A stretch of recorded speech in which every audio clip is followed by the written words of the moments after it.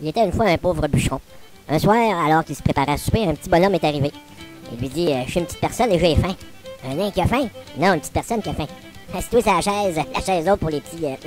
Assis-toi à côté de moi, répondit le bûcheron. On va partager un repas ensemble. Ils se mirent à table, ils vidèrent ensemble une marmite de soupe de légumes bien chaude avec quelques saucisses bien grillées. À la fin du repas, le nain, la petite personne, dit T'es bien généreux, alors j'ai un cadeau pour toi.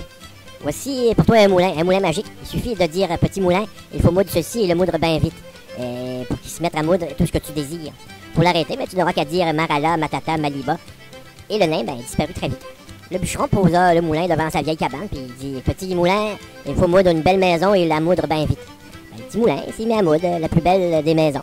Comme le moulin finissait de moudre la dernière tuile du toit, le bûcheron s'écria Marala, Matata, Maliba. Et le moulin s'arrêta. Émerveillé, le bûcheron porta le moulin dans le pré et il lui dit Petit moulin, il me faut moudre des animaux et les moudre bien vite. Et le moulin se mit à moudre des moutons, des cochons et des chevaux. Comme il finissait de moudre la queue du dernier cochon, le bûcheron s'écria Marala, Matata, Maliba. Et le moulin s'arrêta. Notre bûcheron fit la même chose avec les vêtements chaussettes, pantalons, tricots, bonnets. Si bien qu'à la fin, il rangea son moulin magique. Il eut tout ce qu'il lui fallait et sa famille aussi. Ouais, il y avait une famille, son épouse et leurs 2 enfants.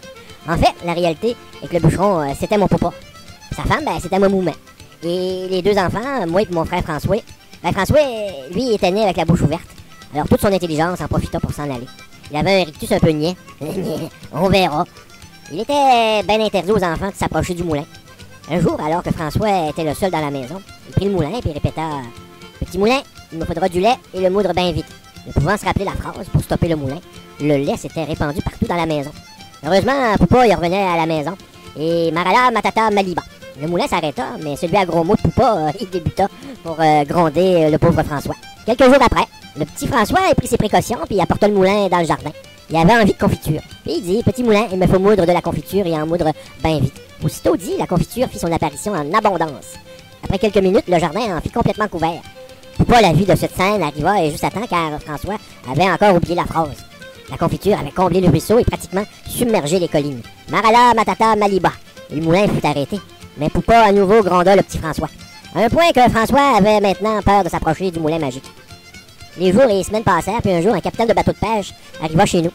Il venait chercher le plus beau des arbres pour remplacer son mât de son bateau qui s'était brisé lors d'une tempête. Il voulait aussi des belles planches pour réparer la coque de son bateau qui s'était percée sur des rochers. Le bûcheron l'écouta et lui dit inquiétez-vous pas, dans 5 minutes ça va être prêt. Dans 5 minutes? Ah ouais! Dans 5 minutes? Ah ouais! 5 minutes. Poupa alla chercher son moulin magique, il dit Petit moulin, me faut moudre des belles planches et les moudre bien vite. Et le moulin se met à moudre des belles planches, sous les yeux émerveillés du capitaine. Une fois l'ouvrage accompli, le capitaine récupéra ses planches et demanda à François comment ce moulin fonctionnait. Ah, faut pas y toucher, sinon je vais le faire gronder. Le capitaine lui raconta que c'était bien injuste de traiter son fils de telle façon. Que s'il était son fils, il en ferait son second à bord de son navire. Ah, François fut bien flatté. Mais François n'avait pas aperçu l'âme malhonnête et calculatrice du capitaine. Le convaincu d'embarquer sur son navire avec le moulin magique. De voler le moulin magique. Alors que le capitaine chargea ses planches à bord, François saisit le moulin et monta sur le navire rapidement et ils prirent la mer. En pleine mer, le capitaine réfléchissait à comment s'enrichir grâce au moulin magique. En ces temps, le sel était d'une denrée rare et très coûteuse. On pouvait se constituer une belle petite fortune. Le capitaine demanda à François d'approcher avec son moulin. Petit moulin, il me faut moudre du sel et le moudre bien vite. Aussitôt, le moulin fit du sel. Les matelots apportèrent des tonneaux. Ils ont rempli de sel. Il y avait suffisamment de sel pour saler toutes les morues et les harengs des mers.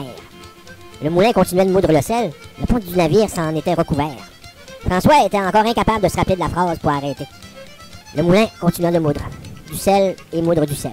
Il eut tant de sel que le navire s'enfonça dans les flots puis sombra. L'équipage, par la grâce, réussit à nager jusqu'aux rives et eut la vie sauve. Le moulin se posa au fond de la mer. Il continua. Il continue toujours aujourd'hui de moudre du sel. Et encore du sel. Puis toujours du sel. C'est depuis ce jour-là que la mer est devenue salée.